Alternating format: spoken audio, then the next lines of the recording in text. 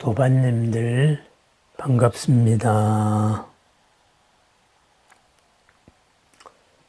함께 이렇게 하루를 열어갑니다.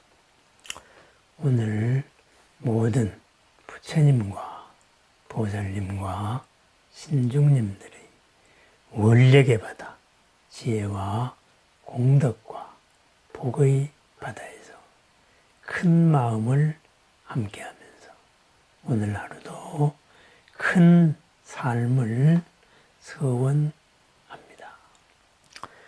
법화경 제14품이 안락행품입니다. 이제 모든 곳에서 있는 그 자리에서 물들지 않고 얽매이지 않고 초월의 삶을 살아가겠다.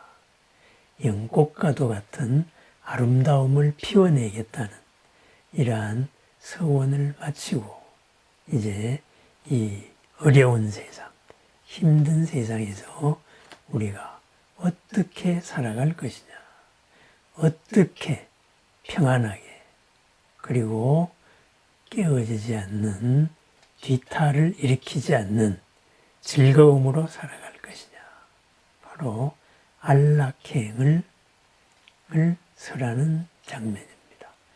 왜 안락행일까요? 언제나 왜 평안하고 즐거워야 할까요? 바로 우리들이 살아가는 이 현실이 마주하는 모든 사연에서 언제나 안락하지 않음을 일으키고 있고 또 그렇게 유도하고 있고 또 안락하지 않을 준비가 다 되어 있기 때문입니다. 그것을 알아차려서 이러한 가르침으로 바로 안락하게 살겠습니다. 안락하게 해야 할 일을 모두 하겠습니다. 소원하는 장면입니다. 이때 문수사리 보방자 보살마사리 부처님께 여쭈었다. 세존이시여, 이 여러 보살은 매우 희유한 보살들입니다.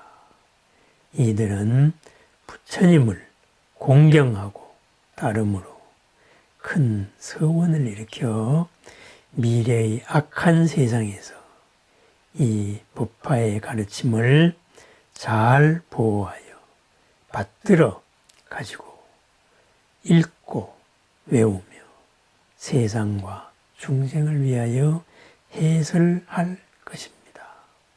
세존이시여, 이런 보살마하살이 미래의 악한 세상에서 어떻게 하면 이 법화의 가르침을 해설할 수 있겠나이까? 그렇습니다. 이제 우리가 법으로 살아가는 삶, 있는 그 자리에서 연꽃을, 아름다움을 피워내는 삶. 그런데 그 삶의 터가 바로 악한 세상이라고 말합니다. 그죠? 이 가르침을 바로 피워내야 할 우리들이 머무는 곳, 그 세상이 악한 세상이라고 말합니다. 악한 세상이라는 게 뭘까요? 무언가를 위하여서 잘한다고 하는 것이 내 스스로를 옥죄이고 가로막고 내가 하고자 하는 일이 남을 가로막는, 남을 헤어나지 못하게 하는, 남의 가능성을 밟아버리는, 스스로와 남을 함께 얽매는 그러한 세상입니다. 그것이 바로 우리들이 살아가고 있는 이곳입니다. 잠시의 순간의 즐거움은 있지만은 그 즐거움이 꼭 뒤탈을 끌고 오는 세상. 그것이 바로 우리들이 바로 아름다움을 피워야 할 세상이기 때문입니다. 이러한 세상을 연꽃을 피운다는 이러한 큰 흔들리지 없는 방향으로 어떻게 살아갈까요? 이렇게 다시 한번 묻습니다. 부처님께서 문수사리에게 대답하시었다. 만일 보살 마살이 미래의 악한 세상에서 이 법화경을 설법하려면은 반드시 4가지 법에 평안하게 머물러야 하느니라. 첫 번째는 보살의 행할 곳과 친근할 곳에 평안히 머물러야 중생을 위하여 이 법을 연설할 수 있느니라. 그렇습니다. 행할 곳과 가까이 할 곳에 평안히 머물러야 중생을 위하여 법을 설한다고 합니다.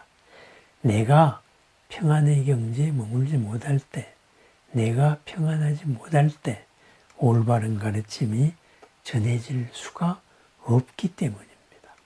모든 것은 나에게서 비롯되는 것이지요.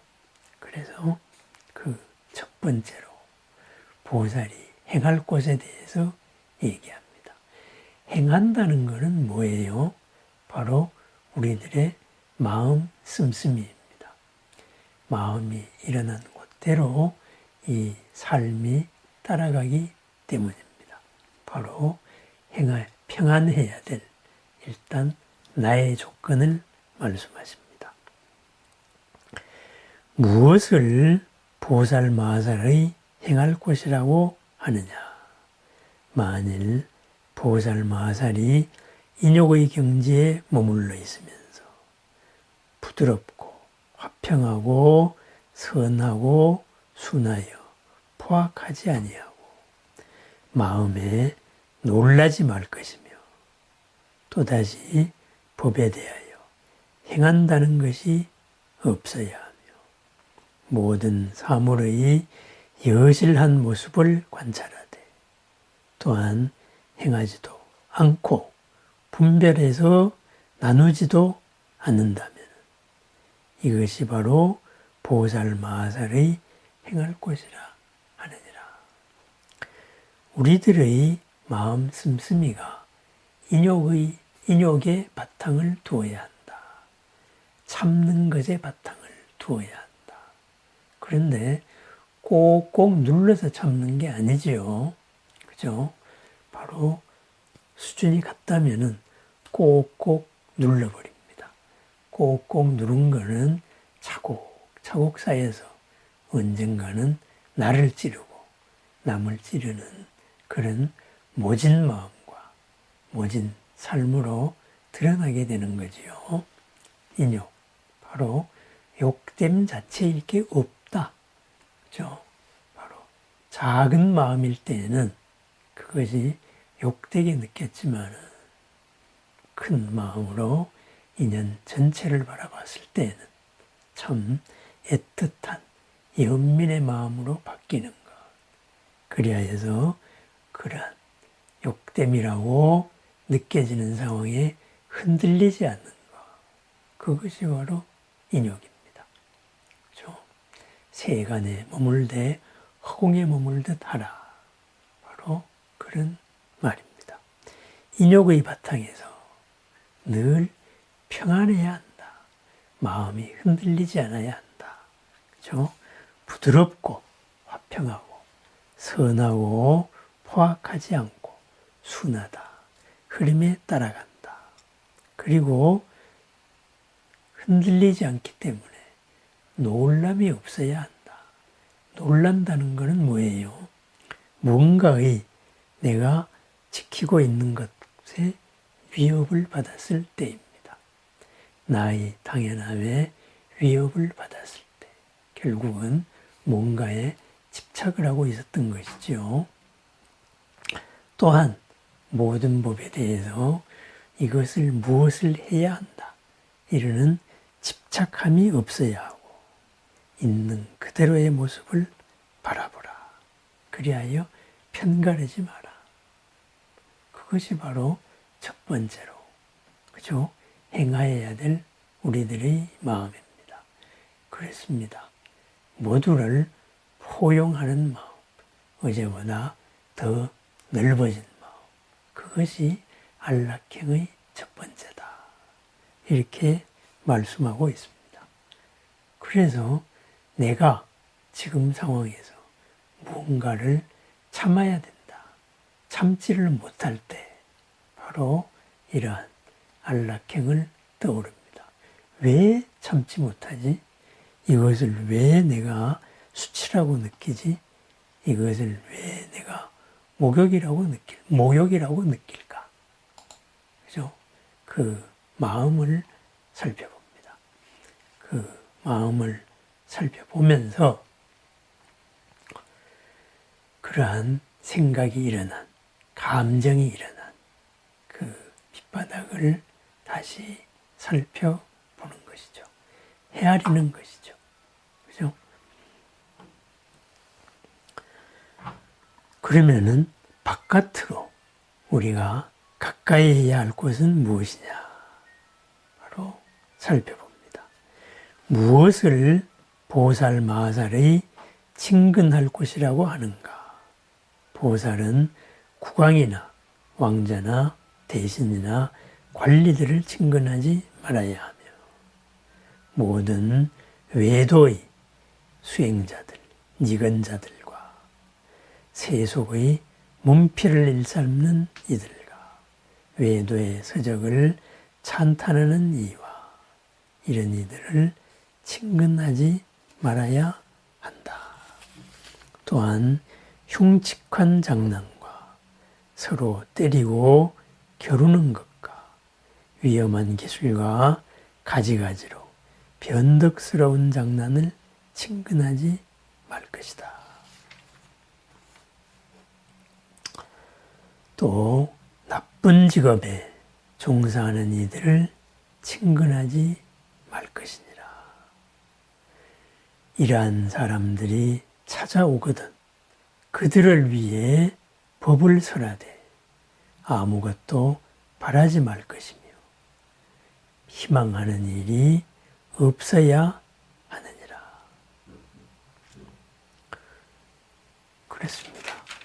권세 있는 곳, 그죠? 그곳을 친근하지 말라. 그럽니다. 가까이 하지 마라.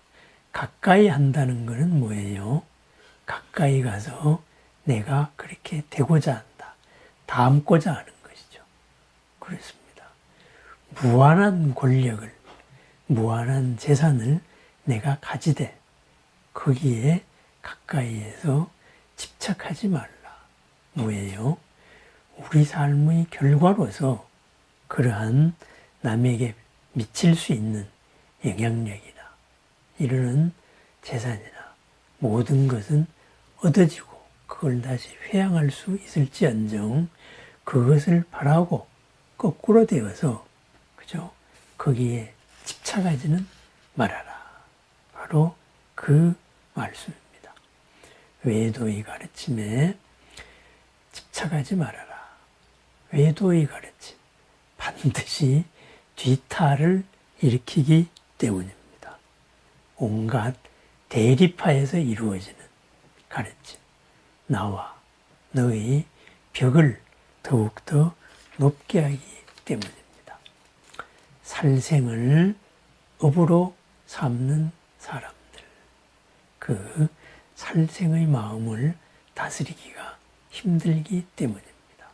그렇다고 해서 이런 사람을 배척하지는 마라.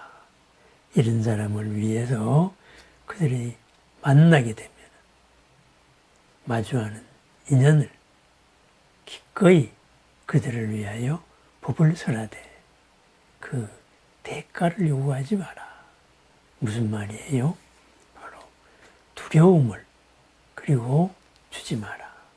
무주상보시를 하라. 그런 말입니다. 무주상으로 우리가 갔을 때 돌아오는 것 또한 무주상입니다. 그래서 무주상으로 이루어질 때 지금 하고 있는 모든 업을 벗어난 그러한 근본적인 공덕, 복을 드러내는 공덕이 이루어지기 때문입니다. 또한 성문을 구하는 비구 비구니 우바세 우바이를 친근하지도 말고 방문하지도 말고 함께 머물지 말고 혹 찾아오거든 적절하게 법을 설하여 줄 뿐 바라는 일이 없어야 한다. 그렇습니다. 잘못된 가르침을 추구하더라도 법을 설할 때 그 대가를 요구하지 마라. 이런 말. 초기 경전에도 나옵니다. 수타니파타에 이런 말이 있죠. 법을 설하여 얻은 이 음식을 나는 먹을 수가 없습니다. 이렇게 이야기합니다.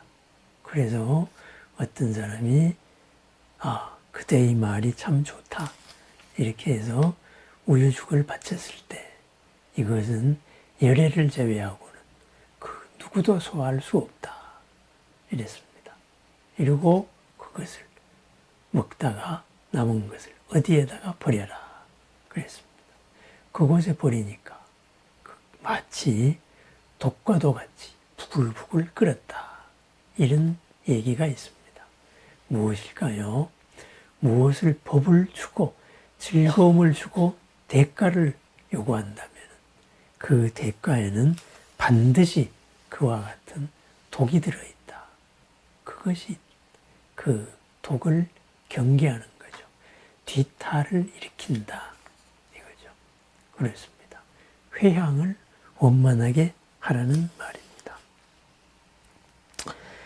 여인의 몸에 대해서 애욕을 일으키는 생각을 내어 법을 설하지 말고 보기를 좋아하지 말고 남무집에 가더라도 젊은 여자나 처녀, 과부와 더불어 말하지 말아야 하느니라. 또 5가지의 남자답지 못한 사람을 가까이 하거나 친구로 삼지 말아야 하며 이런 등등 일상생활에서 우리가 탐닉을 불러일으킬 수 있는 이러한 것을 가까이 하지 말되 그렇지만은 항상 그들을 위하여 법을 설하라. 이 말이에요. 거리를 두라는 말이죠. 어떻게 거리를 둘까요? 내 마음을 관찰함으로써 거리를 둔다. 이런 말이죠. 항상 있는 그대로를 보고 있는 그대로를 존중하고 있는 그대로에서 새로움을 드러내기를 바라되 바로 그와 같은 모습으로 내가 닮기를 바라지 말고 닮으려는 그런 대가를 바라지 말아라. 이 부처님의 가르침을 무엇을 얻으려는 수단으로 삼지 말아라. 바로 이런 말입니다. 이렇게 그 마음을 다스리는 것 바로 안락행의 첫 번째다. 이렇게 말씀을 하십니다. 오늘 나의 삶에서 이 안락행을 한번 살펴봅니다.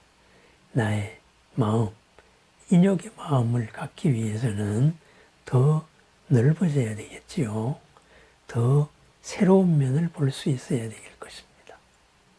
그리고 가까이 하지 말아야 할 것, 바로 마주하는 모든 인연에서 중심이